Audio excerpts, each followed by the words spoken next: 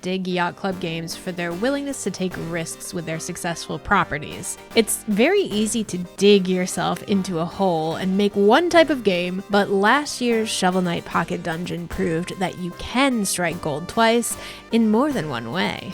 From platformer to puzzle game, we now reach action roguelike Shovel Knight Dig, and it's going down, literally, because you are digging through a hole of your own creation to reclaim your loot.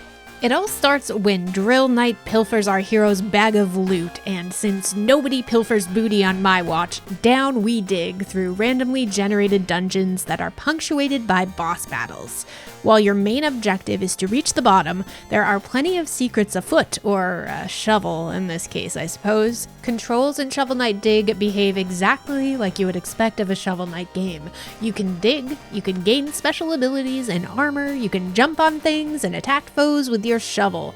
As you continue your downward spiral, Trent Reznor would be proud, you'll come across shops where you can purchase upgrades and nourishment for health. You can also dig up allies that will aid you in your quest, or at the very least provide you with some witty banter. There are walls to be blown out, secrets to find, cogs to be collected which can lead to greater rewards, and keys that you can use to unlock new sections of the dungeons, that is if you can hold on to them. Your campsite is what acts as the game's hub, where you return after each failed dig, so I saw a lot of it. Here you can stock up on supplies, change out your armor, eventually purchase the option to skip levels, which is something I took full advantage of, mind you, and ultimately become more powerful so you can dig your way into an even deeper hole, which usually isn't the goal, but in this case it is. You'll purchase everything with gems that you've collected during your excavations. So yes, this is a roguelike, but it's also a Shovel Knight game, so there's definitely plenty of room to improve your character even through your repeated failures. I've found over the last few years that Yacht Club Games is usually really good at making their games accessible, even the more challenging ones. This remains true in Shovel Knight Dig, as you can increase your health bar, which you'll see I took full advantage of. You can increase the chances of coming across food or items and more. Even for me, a person that is not necessarily great at this genre, I was able to make progress and not completely bury myself alive, which I think is pretty good. Still, there is no escaping the inevitable repetitive nature of the genre. Yes, areas are random, but there are only so many floating ball sacks amongst the mushroom-riddled walls of a cavern that I'm willing to pop, at least in a single sitting.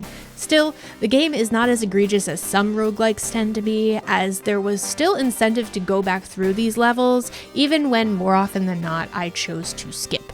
As for the visuals and graphics, they are standard Shovel Knight fare, which is a good thing, at least in my opinion. With pixels galore and colorful environments awaiting, you'll of course see some familiar faces from the other Shovel Knight games, and a ton of the witty, entertaining writing that we've come to expect from this franchise. It's pretty much the Shovel Knight signature. Did I burn out on some of the enemies and environments after an extended play session?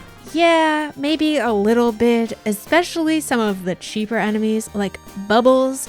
Why do bubbles hurt you? If bubbles pretty, why bubbles cause pain? Sound design is nevertheless strong, as you would expect from Jake Kaufman, who has come to be one of my favorite composers of recent years. He's done some great titles, and this is no exception. It's essentially 8-bit nostalgia meets modern rockin' beats, which creates this glorious accompaniment to your downward excursion. No voice acting, but it's really not needed. The story isn't really the biggest part of this game. It's all about the gameplay.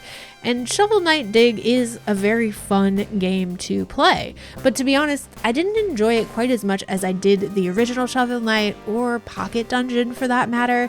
In a way, actually, it felt a little bit like Pocket Dungeon, but without the cool puzzle aspect to it. You have a similar home base for upgrading your character and to hang around a campsite, and then there's that roguelite element to it. So definitely felt a little bit of deja vu there. I would say I walked away from Dig feeling ready for a real true Shovel Knight sequel. This is a good game, it's maybe even a great game, but with predecessors so exceptional, it's kind of easy for this game to feel a bit stuck in the mud.